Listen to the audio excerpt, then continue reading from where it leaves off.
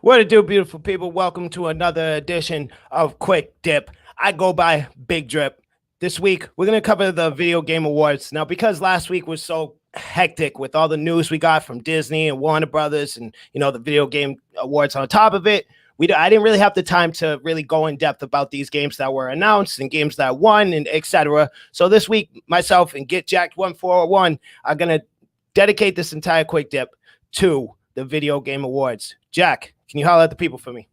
Hey guys, how are you? Just some quick housekeeping. So those of you know that we had been planning to do a Christmas Day or a holiday special on Christmas Day at AMC in Dorchester. And unfortunately, because of lockdowns in Boston, that event had to be canceled. However, we are currently working with National Amusements and the Lowell Showcase Cinema Deluxe on possibly doing a Christmas show. It's 99% confirmed, but that is still happening. So basically, we'll be doing a pre-show before the movie, talk about our hype, our theories, stuff like that.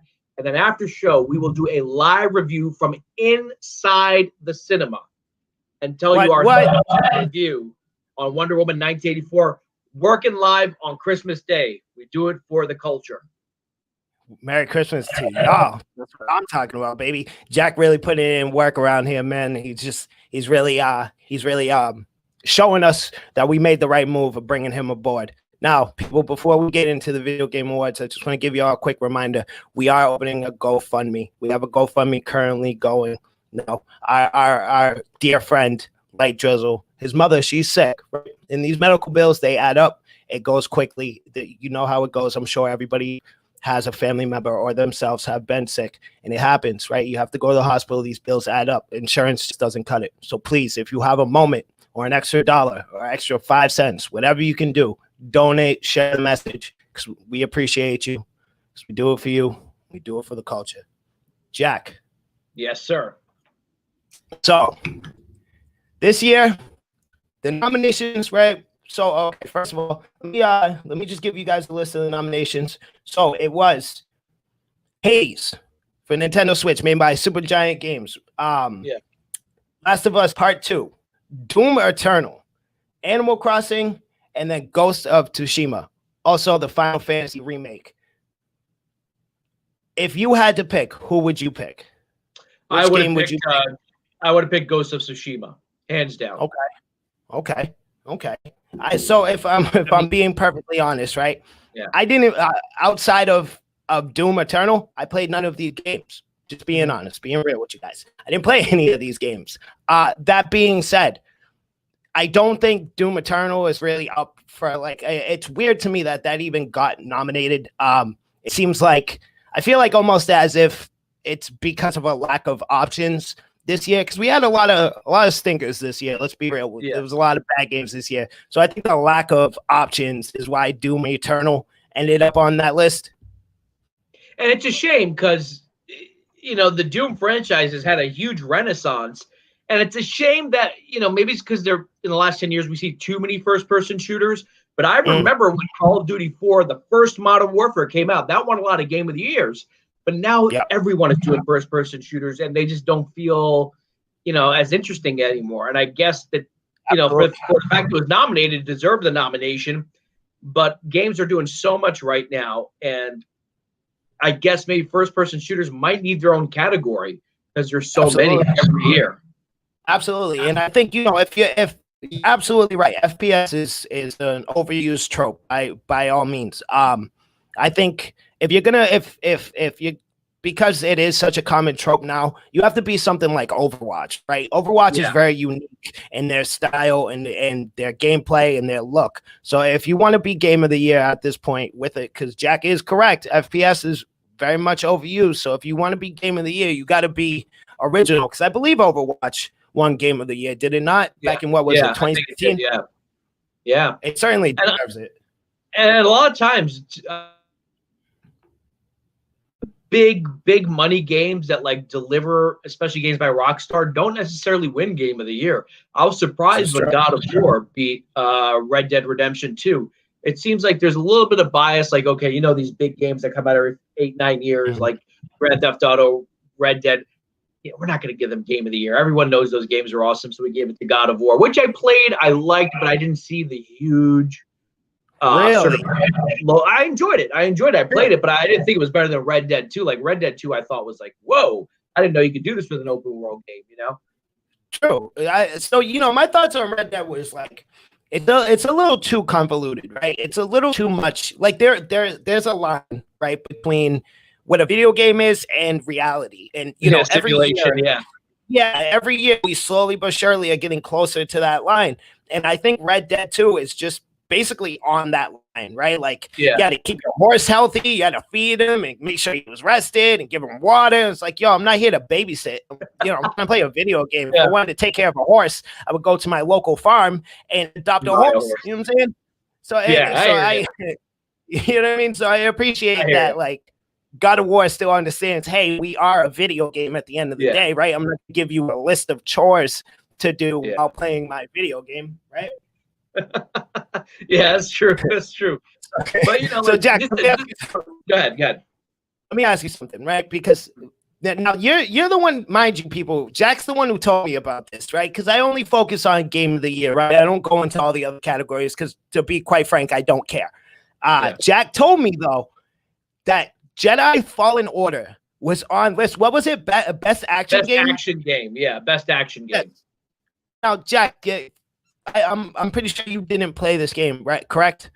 I played parts of it. I haven't played it fully. I know I don't own it, but I have played it with other people. Okay.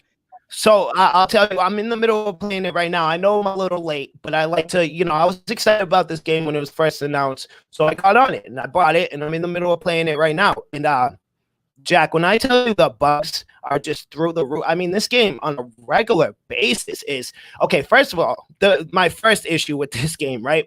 Now, typically speaking, as I became an adult, when I buy a new game, I start in hard mode, right? I don't do normal anymore. I go straight to hard. Yeah.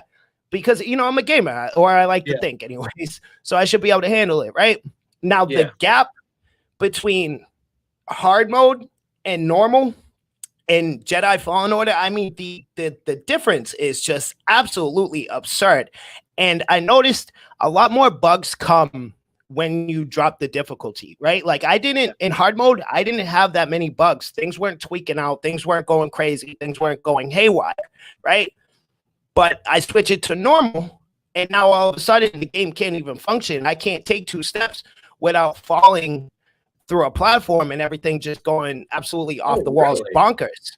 Yeah. So could you please, if you're in that position, why would you end up putting a game like that up for nomination?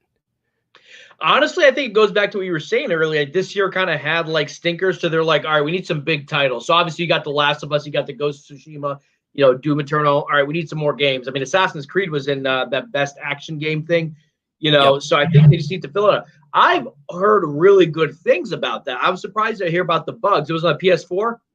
Yes. Yeah. That's weird because, well, at some point we're going to talk about Cyberpunk for those of you watching because that's another issue. Yeah. But I think we see a lot of these developers, like Star Wars. It's a big name. It's going to sell. Maybe they don't put the TLC into it. They're like, whatever. Let's just put a game together. People are going to buy it. And if it bugs out, well, whatever. You already bought the damn thing. And I feel like there's a Star Wars game like every year, you know, like we're on Battlefront 1, Battlefront 2, and then Jedi Fallen Order. I had heard the story was good, but there seems a lot of these big companies, especially like EA, aren't putting the effort in to make a game not perfect, but close to perfect. Every good game is going to have a couple of bugs, but sure. I'm surprised that it had. That's probably why it probably wasn't put in for Game of the Year. They probably needed to fill in some for action adventure, so they threw it in there. That's probably why.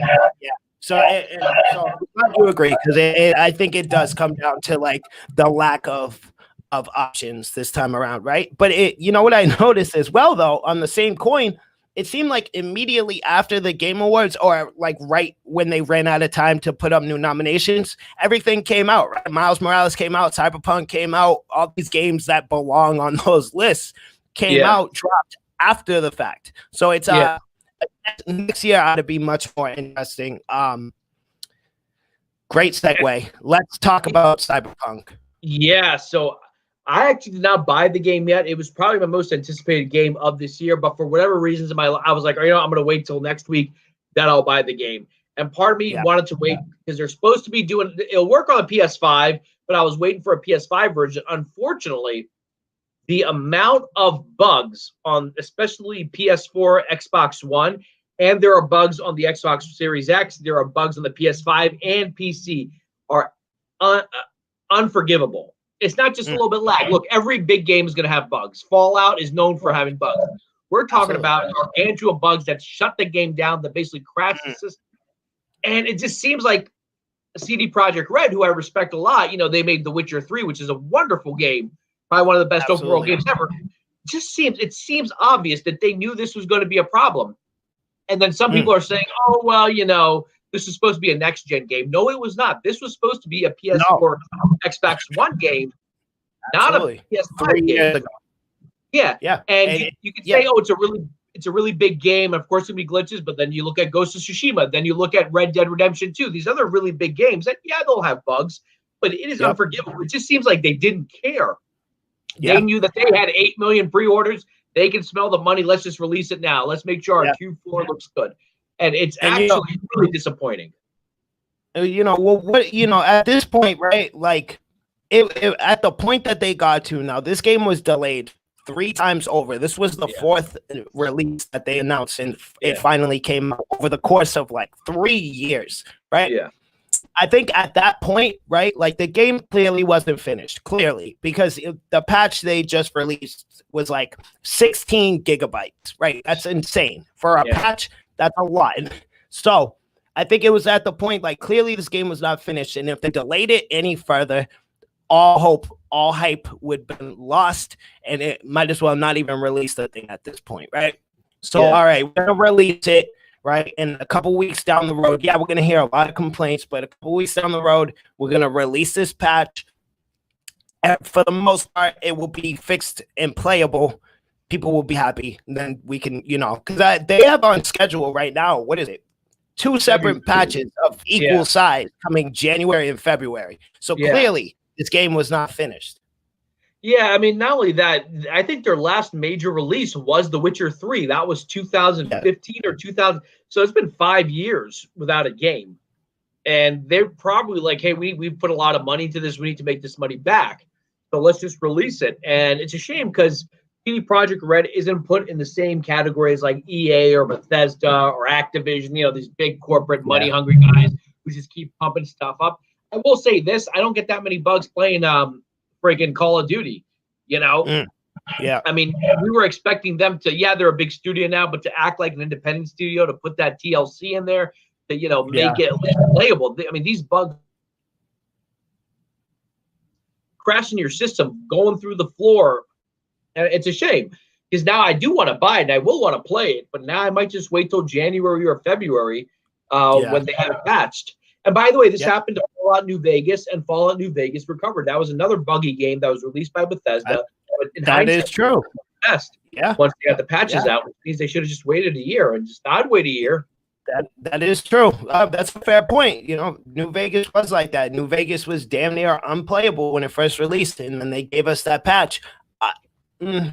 So now that we've entered the age of consoles just essentially being PCs, right? Like at this point, especially with next gen, these things are basically computers, right?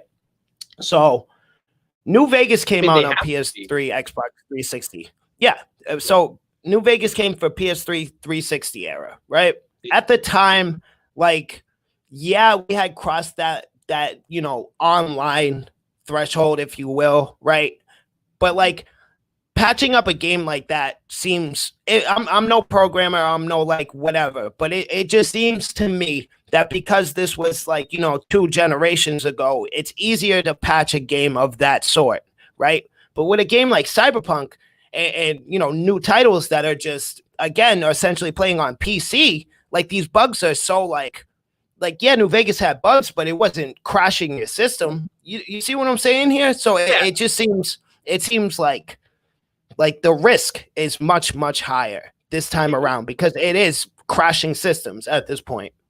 I mean, like, okay, so people will say, well, let's look at Red Dead 2. That's a huge open world game. That was like 190, it was like 120 gigabytes, but it's not that densely populated. Remember, it's open world, cowboy, you have small towns of people. Mm-hmm. When you look at a Cyberpunk trailer footage, that looks like an actual crowded city. So you have like hundreds of NPCs at any given scene, no matter where you are. And that might be taking a lot of power. Their reach might have exceeded their grasp. Absolutely. Absolutely. They might have, as far from what I can see, this is almost like No Man's Sky, right? No Man's Sky came out, and these two dudes just promised us the world, right? They told us all kinds of fairy tales and lies, and what they promised isn't even remotely close to what we got. And I feel like Cyberpunk is almost on that same wave. Like, what was here's the funny part. And what they try to deliver is they're just simply not ready for yet. Yeah, here's what's funny. The people who say, okay, you can be lucky and the game doesn't bug out on you, right? There are people who said, hey, it didn't bug, and I actually love the game. I just wish I could play it. It's the story seemed cool. The action seems cool. All this is cool. It just keeps crashing. So we know there's a good game in there somewhere. But if we're talking, the fact that the patches are coming in January and February means that they didn't think about this. It's not like, on trying to figure out how to do this. And now there's a whole thing where, like, if you want, you can return the game. You can get credit for it. And like GameStop is like, hey, we'll give you partial store credit. But, our policy is that if you bought the game, you bought the game. Big surprise. GameStop doesn't want to give people their money back. Hey, everybody, check it out. Breaking news. GameStop doesn't want to return your money for a broken game. Imagine that. Wow. What's up? What's next? Water is wet. Imagine water that. Wet. Justice.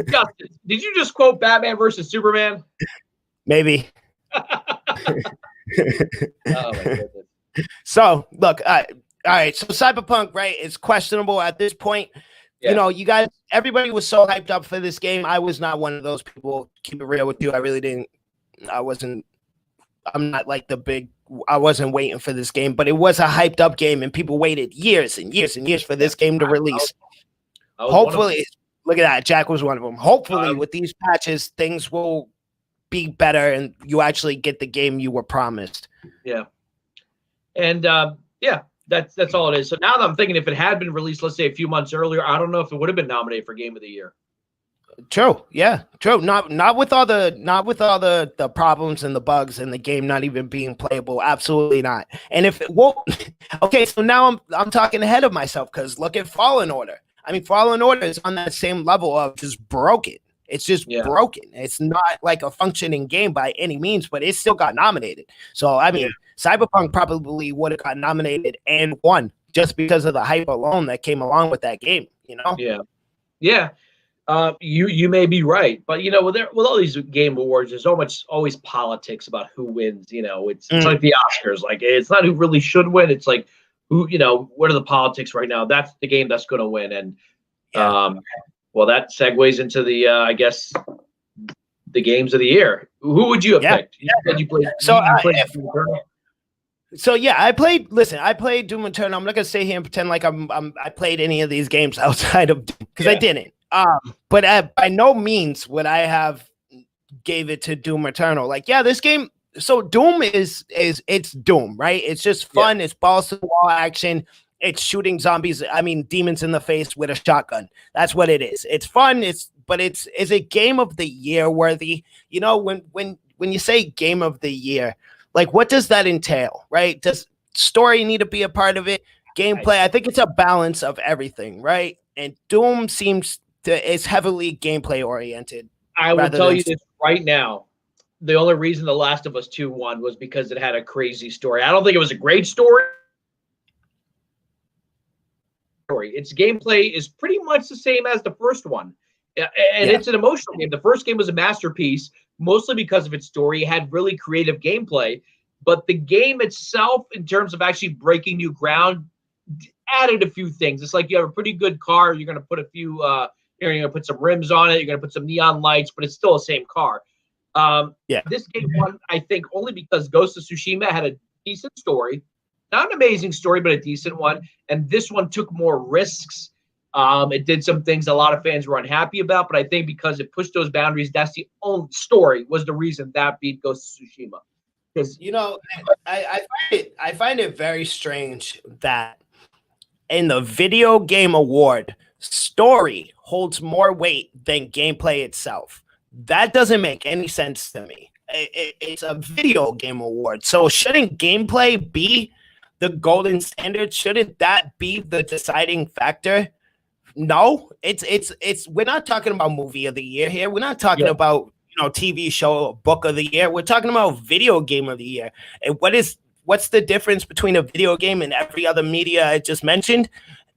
You play a video game, interactive, you control the game. So gameplay should be that deciding factor, but it seems that's not the case, with games like Last of Us winning over something like Doom or maybe even Hades.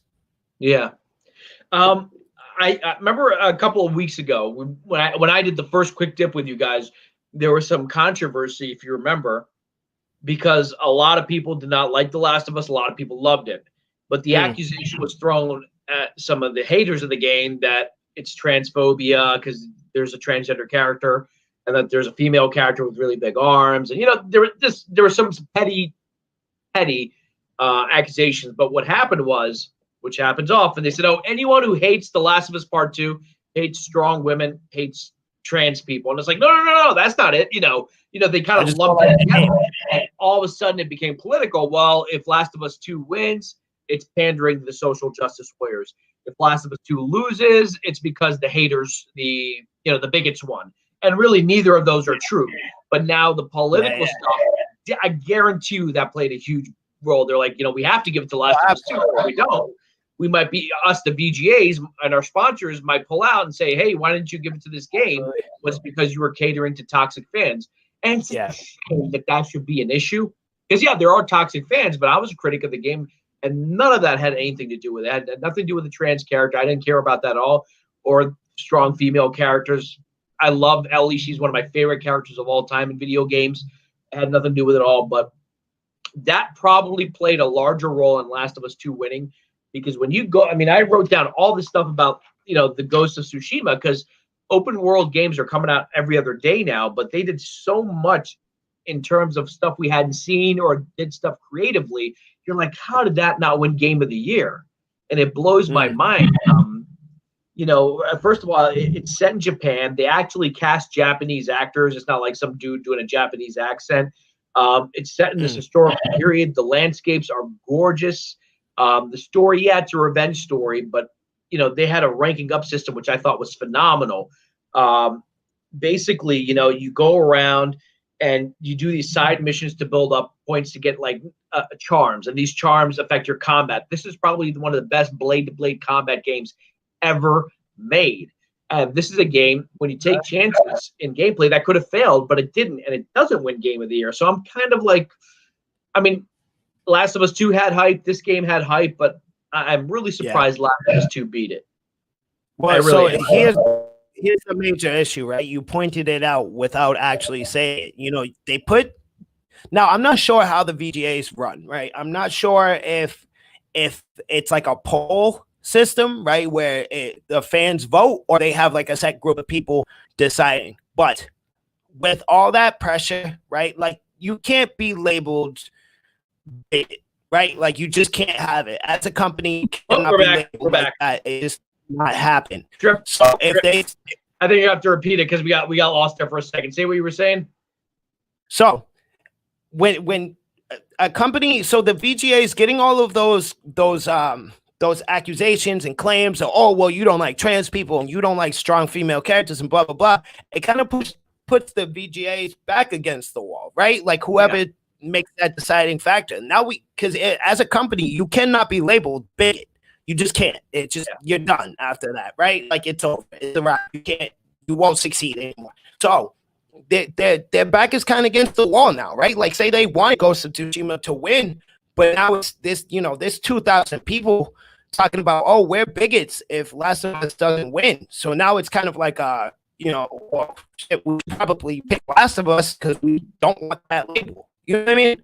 And then that's very unfair to the overall video game awards itself. Yeah, and the thing with The Last of Us 2, I can see what they were going for. And here's the thing. When I played The Last of Us 2, I just kept playing, and I would not stop. It was a very engaging game. It was a very intense game. There's a lot. In fact, we're Pop Culture Corner is about to do a website soon.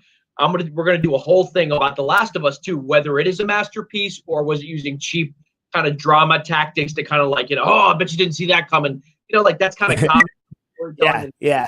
Like, let's shock the audience, and there's no real depth to it. And there are aspects of it that could have made it a masterpiece. And there are some people who would say, yeah, it's a masterpiece, hands down. But there are aspects to it that was like, or is it just cheap writing? Let's kill this person off. But you didn't see that coming. Yeah. But you didn't see this coming in the third act. Yeah, we're gonna pull on your heartstrings. Exactly. And I feel like that's happening a lot in movies too, especially with like movies like The Last Jedi, which also divided fans. But in my opinion, like let's talk about Ghost of Tsushima for a second. Is that cool? Of course. All right, here we go. So here's a game.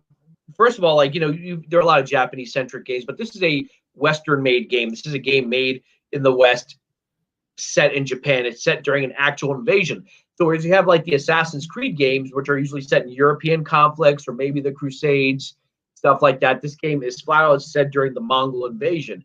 And you have to create a game and communicate the culture, the language, the music, the history to a mostly Western audience that may not automatically gravitate towards that. Like, yeah, like you're a big anime fan, you're into Japanese culture, there are Americans who are into that stuff, but you have to sort of sell this story about the samurai who wants to defend his home, this island of Tsushima, and he has these, the samurai, they have a code, they have honor and all this other stuff, and that fails him. His samurai code fails him because the story is the Mongolians come and basically face the samurai in battle and destroy them. He's lost his home. He's left for dead. And there's an internal conflict with this guy. His name is Jin, where like, okay, this is my samurai code. This is what I've been raised. This is what I've been going by. But that may not be enough to defeat the Mongols. And just okay, you want to go by story. Just that alone is an excellent, excellent story. And then to do that in an open world, I mean, you can play this game in Japanese. You can play it in black and white mode like Kurosawa, and it is just gorgeous, gorgeous maps. And the side quests, a lot of times side quests in open world games get a little bit annoying. Oh, go there and get this bottle. Go over here and do their side quests are always, they're always tied to the main story. And some of the side quests, for example, will always be rewarding. You will, like, for example, let's say discover how to, let's say you go to a shrine, like they have these missions where you got to solve a puzzle, get to somewhere, and there'll be a shrine there and you bow and you might learn a certain type of combat move. So it's rewarding because while the combat starts off basic, you learn different stances, you learn how to do different deflections and stuff like that. And so when you do a side quest and you invest time into a side quest, it's not a waste of time. It's actually giving you something back. And you can then use the technique to take on a boss or use it in combat. And there's so much to that. Like they have these things called the Tales of Tsushima, which are like your basic side quests. Then you have the bigger side quests. And then you have these character side quests. You might have a character and this character's story continues throughout the game. And it ties so wonderfully well together. And again, I've said it before, but I'm still shocked that it did not win Game of the Year. Especially when you have a game that's focused on another culture and another country. We talk about diversity. I mean, that's just diversity. If this game had made 15, 20 years ago, it would have been Americans doing a funny accent, playing up stereotypes. The game is very respectful of the Japanese culture, and the game has gotten rave reviews from Japanese themselves, from people in Japan, and actual historical experts who said this is a pretty accurate depiction. Yeah, it's a fictional story, but it's a pretty accurate depiction of the sort of Shintoistic culture. And the world of 13th century Japan. It just seems that a lot of effort went into this game for it not to win. Not to say The Last of Us did that effort, but you can see like when you were explaining in detail and as you're explaining these side missions and interconnected storylines and whatnot, I just see that love was put into this, right? Real love, real passion, and real consideration for those playing the game, right? Yeah. If we're being, we talked about FPS earlier, but on the same coin, open worlds are not easy to do. Open worlds, you do an open world game, and you just have to make sure like it's on point. There needs to be things going on. There needs to be games. There needs to be side quests, and there needs to be like some umph there, right? Like it can't just be here's the main story and just nothing going on in the world of the game. There needs to be some substance, some some inner something. And that's not easy to do. It's very exactly. And what happened? I think we got disconnected. But like when you take a look at a game like Assassin's Creed, I think I'm here by myself. Hopefully Justice will get back in. So let me give you guys what I'm thinking about.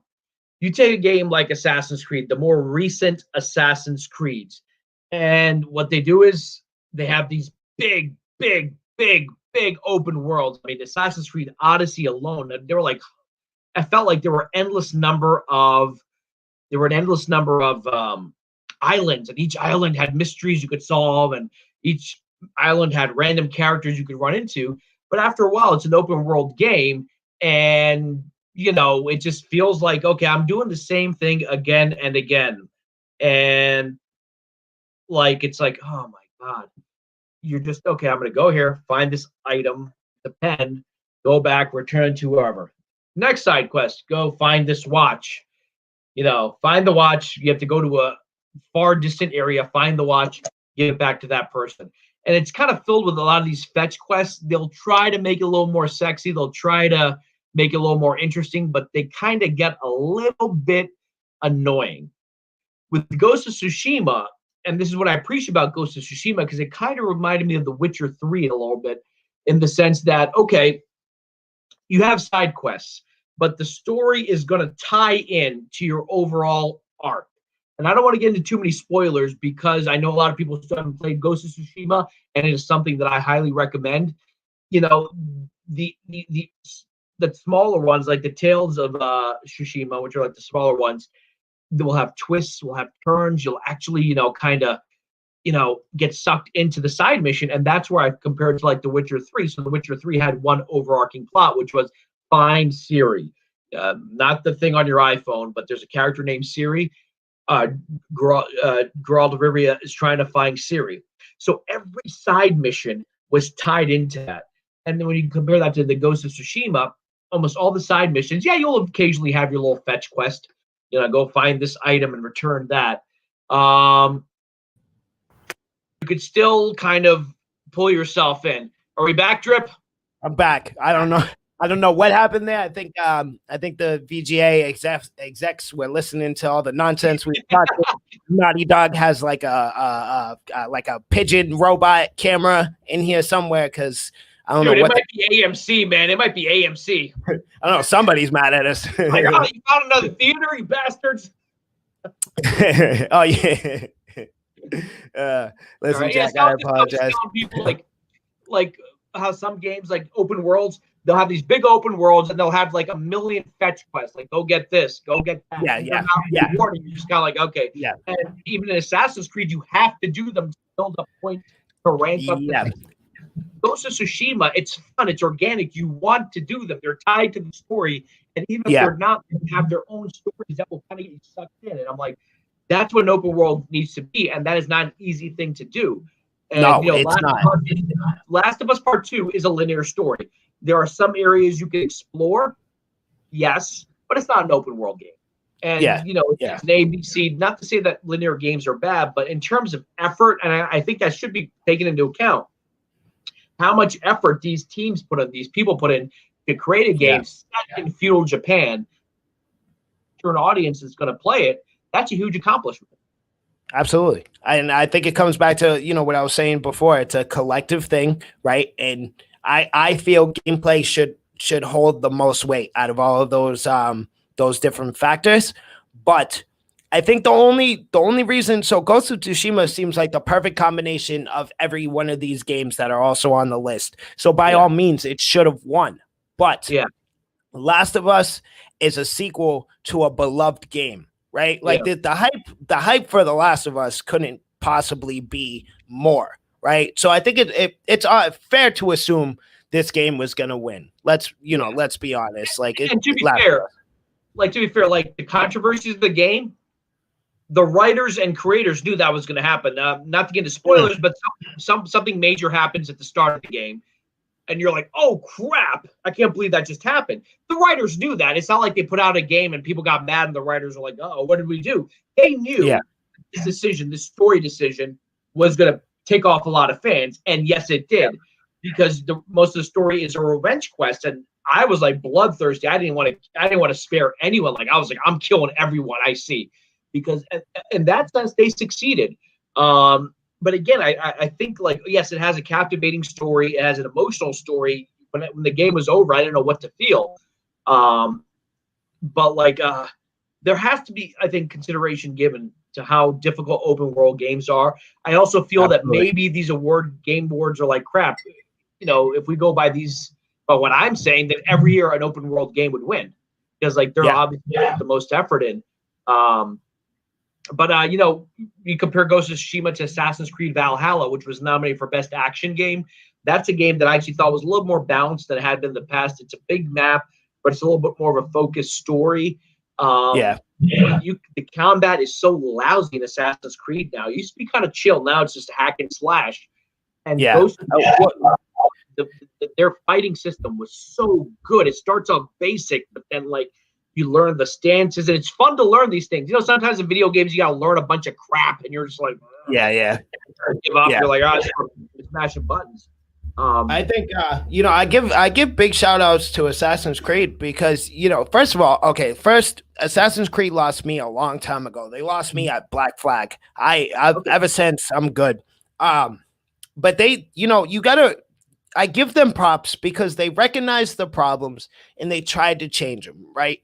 The first one being not Odyssey, but did Odyssey come first, or did the one basically Origins came first, right? The one with Origins, the Egyptian one that Odyssey was like last year or 2 years ago. Yeah. But Origins came before Odyssey, correct? Yep. Yeah, so Origins, they try to like switch it up because like they heard our problems, but at the end of the day, like it's funny because like they heard the complaints and they tried to like fix them, but they really didn't, right? Like Assassin's Creed is notorious for all those things, all those open world tropes that we were talking about, those stupid escort missions, those, go get that pencil cap over there, right? We need it. It's very important. It was the Grand Priest's pen cap, so we're going to need it, right? Go get it. Yeah. Assassin's Creed is notorious for that, and that's why they lost me, because of things like that. It took me 70 hours to beat Assassin's Creed Origins. It took me 80 to beat Odyssey. And when I played Valhalla, I don't remember what the hell the story is. So you know how outside the main story, you have the story of like the people in the real world, like our world? Yeah.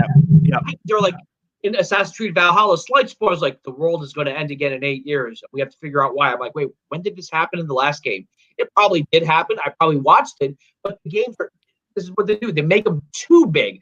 And there's so many, and the Assassin's Creed problem is, now they have a leveling system. So it was like with the older games, you could play at your own pace. You could do a main mission. You can do a few side missions, go back to the main mission. Now they have a leveling system. So now you're forced, especially in Origins, especially in Odyssey, where you have islands, you're forced to do all these inane side quests, liberate another fort, find another pencil, another person got kidnapped. Oh, guess what? You have to break into a fort to get the, and it got so boring that by the time and it's a good game. I'm not crapping on Odyssey. It was a gorgeous game. By the time the story was finished, and I put in Valhalla, which was nominated for Best Action Game, I'm like, wait, what was the story? And, there's two characters from the original game. They used to help. Remember the character Desmond? Yeah, of course. So he had two friends, Sean and Rebecca. We haven't seen them in many years. They pop up. I'm like, hey, guys, how you doing? I'm like, wait. Oh, really? I'm like, what? I forgot because the game is too damn big. And when a game is too damn big, you don't want to go back and replay it. I replayed the older Assassin's Creed. They're fun. You can knock them out in 30 minutes. This was not nominated for Game of the Year. This came out the year before. But did you play a game called The Outer Worlds? No, but I'm familiar. I know what game you're talking Okay, about. so the Outer World is made by Obsidian. They made Fallout New Vegas. It's not really open world, but like you have 8 or 9 different planets, right? And they Yep. have small open worlds, like little areas where you can explore. Yep. And you can probably beat that game in 30 hours. I loved it. I loved that I could finish the game and was told a complete story.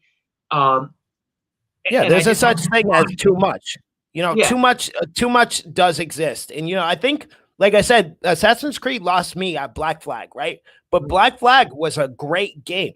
I think what Black Flag did correctly is they kept the recipe for Assassin's Creed, right? But they added something unique to the timeline, which was those pirate ship battles, right? And those were fun. Great. I loved them. They were awesome. They were great. I loved doing that. And we were taking over other ships and this whole high sea adventure. It was amazing. So I think, and that's kind of where they lost it, right? Like they heard our complaints, but their solution was not it at all. Like turning it into an RPG is not the solution. No, I don't think anybody wanted. I don't think anybody ever played an Assassin's Creed game and went, "Oh, we'll make this better." An RPG system and a leveling system. What? That's not even Assassin's Creed isn't even the kind of game for such a thing. So I can't even fathom how they came to that conclusion. I think the best thing they. Go ahead. I'm listening. So it's interesting is Black Flag was the first game where the main story was kind of over. Like in the first couple games up to Assassin's Creed 3, there was a story that we got to find these pieces of Eden to stop the end of the world, right? Yep. And so Black Flag was the first story that story was done. And since that game, I'm not sure what the main story is. And so it's exactly what you were saying before. Yeah, it's too much. Like what are the people outside in Obscura going? What's the war going on now that we have to? And I keep forgetting because the stories are too damn long. And, the plot is just like, it gets lost when you're doing this. So going back to Ghost of Tsushima, their side missions connect pretty well to the main mission. You don't forget, like, wait, what was the story so far? Sometimes with these games, you have to do like a YouTube recap to figure out what the hell the main story was. Yeah. And that's what I was saying. Making a good open world is not as easy as it looks. And I feel like what Assassin's Creed does is like bigger maps, more trinkets, more puzzles. Yep. More mundane conversation. Well, I think, at this point, the only thing really like keeping us in is like it's the only thing keeping people coming is really just the appeal of time frame at this point. Like, oh, look, this one's set in ancient Greece. Come buy our game, right? Because that's the only thing you have going for you at this point. I like to compare Assassin's Creed to Call of Duty. Call of Duty is the FPS version. Assassin's Creed is the open world version. They're essentially the same game. Call of Duty suffers from the same problem. Yeah. Call of Duty, the only appeal of Call of Duty, I swear to you this, Jack, the only reason Cold War is even like on my buy list is because of zombies. And I was like, oh, it's during the Cold War. That's cool. So I'm going to buy it. That's the only reason. Not because I love Call of Duty. Not because Call of Duty is a consistently good game. Just because of their set piece and zombies. Yeah. That's it, Yeah, the set pieces. I'll be honest with you. I thought last year's Modern Warfare was a pretty good effort because I was like, okay, basically it's going to be like the first 3 games, but the multiplayer was very different. The story was pretty good. I actually really, in fact, guys, we might actually be having Alex from Modern Warfare in a forthcoming shameless plug. Yeah, shameless plug, baby. Or you could say a seamless plug because I connected it to the game we're talking. Yeah, no, well done. But I thought the Modern Warfare was like, okay, they got rid of the microtransactions. They focused on gaming. I haven't been that impressed with Black Ops so far. The campaign was pretty good, but like they realized, like, hey, we were trying to do all these gimmicks. Oh, now you have jetpacks. Now you have this. What people really wanted to their experience. I wouldn't be surprised. Go ahead. I was just saying, like, I wouldn't be surprised if Assassin's Creed realized, like, you know what, we're doing too much now. Why don't we just go back to the basics? A guy or a girl in the hood who has to assassinate. There's barely any stealth. Exactly. There's no stealth. I think, in all actuality, I think if you have solid, consistent gameplay, I think a set piece is enough to like keep people coming back, right? Like I said before with Black Flag, they added something unique to that time frame as part of the game. Again, the pirate ship battles. So if you can come up with something like that for each one of your games, then that's more than enough. We don't need an RPG. We don't need a leveling system. We need, if say for example, Odyssey, right? Odyssey, they came up with something like they added a Coliseum, right? There's Coliseum fights in there in the game. And that's their version of the pirate ship thing. You see what I'm saying? For each time set piece, you give a unique mode or segment or whatever you want to call it in the game for each one of those set pieces, rather than doing things like leveling systems and RPGs and selling loot and microtransactions. Like imagine that there's loot and microtransactions in an Assassin's Creed game. Imagine that. It feels like the game is punishing you if you don't buy it, because I don't do any of the microtransactions. But if you honestly level up, it is a grind. It's like the game is saying, why didn't you buy that sword? That would make this easier for you. We could have solved this for you 5 hours ago. I swear these studios, Drizzle, I know you're out there listening, and I explained to you how EA was before. That's exactly what it is. It's they set up this grinding leveling system, right? And they just make it not impossible, but like the amount of time it would take you to grind this out in the game would be hundreds of hours worth of game, right? And before you could even reach something, but you can pay $5 and you could get it right now. So it's either, and if you want to keep up with all these guys online and you want to be a threat and a challenge, then you better pay that $5, because I know you don't got 200 hours to grind this out, right? And that's their formula. And I swear these studios seem to think we're dumb, Jack. Like, we don't notice that. Like, we're too, we can't, we can't tell that what you're doing in the little scheme you got going, Yeah. I think, it's kind of, remember earlier you were saying you always play a game on hard? Yeah. I recently I started playing them on easy, because I know this game's going to, like, right now I'm playing Assassin's Creed on easy. I never played it on easy, but I'm going to spend 100 hours playing this game. I'm probably going to, Odyssey took me a year. I might as well put it on the easiest setting just so I can get through the damn game. And by the way, Assassin's Creed Valhalla was nominated for Best Action Game. It's a good game. I think it's a lot more toned down than Odyssey and Origins. And the stories flow a lot more better. In fact, I wouldn't, it's actually it's interesting that in Assassin's Creed Valhalla, it didn't win Best Action Game. But basically, you have different kingdoms. So this is before England became one big country. It was when they had different, kingdoms. Yep. And each kingdom has its own story. So you're in I can never say these names, but it's like Lincolnshire and Worcestershire sauce or whatever, like all these crazy ass names.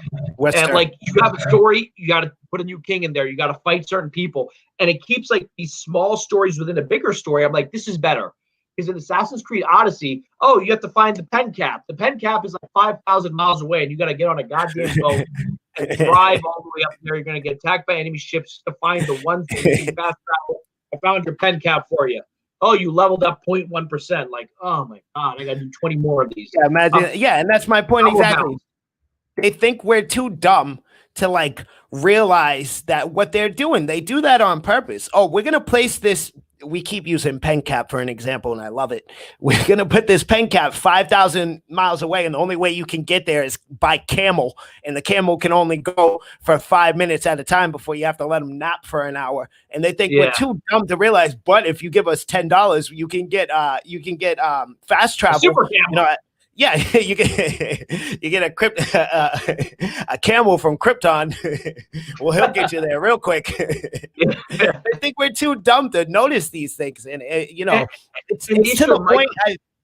It feels like at this point, I feel almost like wrong for buying a game from like EA. EA is the golden example of this. Now, it's almost to the point like I feel like I shouldn't be supporting these people. Like this is the devil incarnate. You can't support them. You know what I'm saying? But I want Star Wars games. To be fair, Ghost of Tsushima and Last of Us 2 had none of that stuff. No microtransactions in their game. When you bought the game, you got the game. That's the game right there. Exactly. Self-contained. And this is, I think, hurting the industry. The question came up, are microtransactions killing the industry? I think it's hurting it, definitely. Look, we haven't had a Grand Theft Auto in 7, now going on 8 years. In about 16 days, it's going to be 8 years. Why? Because you're still making money off of microtransactions. $5 million a day Rockstar is pulling in. Why would they make a new game? So just in all fairness, right, Jack? I believe it was you that brought it up. Somebody brought it up not too long ago, and I've been thinking about this. Grand Theft Auto, like I believe it was you. You said we're not getting a Grand Theft Auto 6 anytime soon because they are still making plenty of money. But to be fair to Rockstar, right? When they when they give you something new to buy, it's a fresh new content, right? Like, that is true. I just saw an ad like yesterday or the day before for this new like island heist for a GTA Online, right? And it's this whole big thing that comes with, not only is there a whole like story in itself, but there's also new cars that come with it, new skins, new clothes, new everything, right? There's a little bit of everything. So in Rockstar's fairness, they actually give you some kind of substance when they charge you that $15. But if you look on EA's side of it, EA, they charge you $15 and all you get is a purple lightsaber in Battlefront 2. That's it. You know what I'm saying? That's it. There's nothing special about this lightsaber. It just happens to be purple. And we know you like the color purple, so we're going to slap a $15 price tag on it, you know? Yeah. Yeah, I mean, I'm glad that a game with microtransactions did not win the Game of the Year. Yeah, absolutely.